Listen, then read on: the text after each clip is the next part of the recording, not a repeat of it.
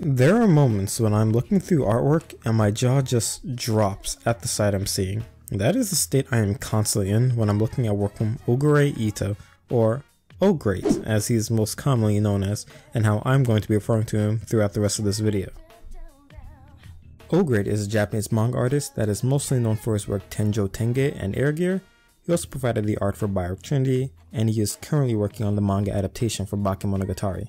And I've got to say that he never fails to impress me when it comes to the amount of detail he puts in his work. You guys know the rule, I have to be familiar with at least one of the works they have done, and to completion I might add. With that being said, I own every single volume of Ōgure, as well as every single volume of Biotic Trinity, and I'm currently up to date with the latest volume of Bakemonogatari. As I've said before, I'm always down for supporting your favorite artists. And I could care less for Tenjo Tenge. I'm sort of familiar with it, but I was not really down with the story, and I'll get back to my grievances with that later. The first thing that I want to note about his style is that it's very neat and precise, which is a near 180 from Ishida Sui's style. Not to say that one style's better than the other, however. He does a tremendous amount of detail in the mechanical and sci-fi oriented things that he does, and no matter how unrealistic it may be, it seems visually functional and believable. Okay, so I'm going to assume that he's a digital artist, and some digital artists do use vectorized images or 3D objects to get this level of precision, but even so, they mesh really well with the characters he does draw. Take for example Kiwa on her bike in Biotic Trinity, or Fuji with his modified machine gun, or even Senjogahara with her plethora of sharp objects in Bakemonogatari.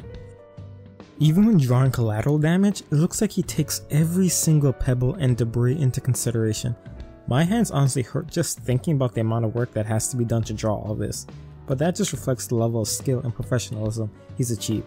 And as I said, he meshes the characters really well, which leads to his dynamic figures in motion. And that's the thing with Ōgure. He uses dynamic angles along with foreshortening to really add motion, intensity, and flair to the scenes he draws. Ōgure is especially filled with examples of this, since stylish tricks are technically the norm in that manga. He really shows his level of understanding of the human figure through the way he can manipulate the characters he draws and in the different angles he could put them in. Biotic Trinity has this moment when Fumio is running down the stairs, and the way it is drawn adds so much energy to it. And the fight scenes in Bakemonogatari are littered with these angles. Also, remember when I said I owned every single volume of Ōgure? Well, if you just exclusively read some scans online, you wouldn't be able to see this scene in particular that I'm going to talk about. This is, however, a slight spoiler, so skip ahead if you don't want to see. But when it's revealed that Sora, a man that has been depicted to have no use of his legs, actually stands up, it's supposed to be a shocking reveal. However, it's simply just a panel later when he's on his feet, but in the actual physical paperback version, you get to see this high contrast angle shot. You really feel the gravity of what just happened, that he lied to everyone, and Kazu's face really sells the shock value in the scene. It's these moments where I really appreciate Ōgure's ability to express the tone of the current moment with just the figure itself. Another trait of his art that he does very often are visual metaphors. Whenever a character is describing a feeling, or making a sort of comparison, or even personifying anything, Ōgure always draws something to visually represent it. I'm probably not explaining this correctly, but take a look at these pictures that he's done and maybe you'll get an idea of what I mean.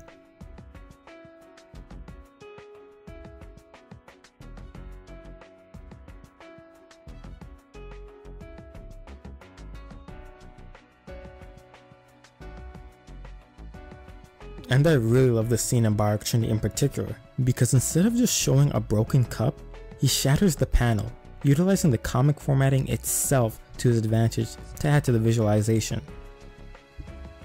In fact, Biotic Trinity is filled with intense imagery. The entire setting is a metaphor for something in particular, but I am not going to spoil that. Another good example is in Bakemonogatari when they're comparing how Araragi and Kambaru deal with the opinions and eyes of others. Kambaru accepts them and uses it as a means to be a sort of voice for them, while Araragi sees it as a sort of jail, since he would rather be distant from most people. I like how he uses the same metaphor to bring about how two characters can feel so different without having them only just say it. I've been mostly analyzing his inked work so far, so I'll get on with talking about his colored illustrations, and I've got to say finding colored work that isn't just the volume covers is quite difficult. Going through his more colored work, it does seem like he has multiple methods of going about it. At times he uses a pretty standard method of coloring, and other times he renders more soft and smoothly, with high saturations of color. There are also times when he adds strong paper and pencil-like texture, or he just adds a slight gradient map over his work, and in this case he goes full on pop art. By having multiple methods of coloring, he is able to achieve wider arrangements of ambience in his work. Okay, I've said many good things about this man's artwork, however it's time I express some of those grievances I have with him.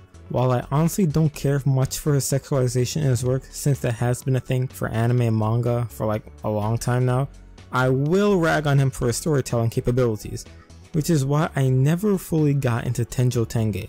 The way that story was written for that manga was atrocious in my opinion. And while I do love Ōgure, I do admit some things were getting pretty crazy when people were actually stopping time and making black holes with their bare hands. Although I will admit it had started becoming a guilty pleasure as I continued reading it. He is very good with comedic timing though. There's this one time when Bucha and Iki were going to shake hands, and what seemed to be a very heartfelt moment instantly turns into them beating the shit out of each other the very next page, and it cracks me up to this day.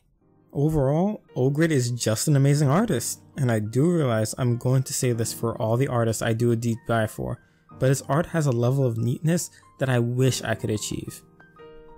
He does not have any art books that I know of unfortunately, and he doesn't even have any social media. If you want to support him and see his art, you're just gonna have to get the manga he's worked on.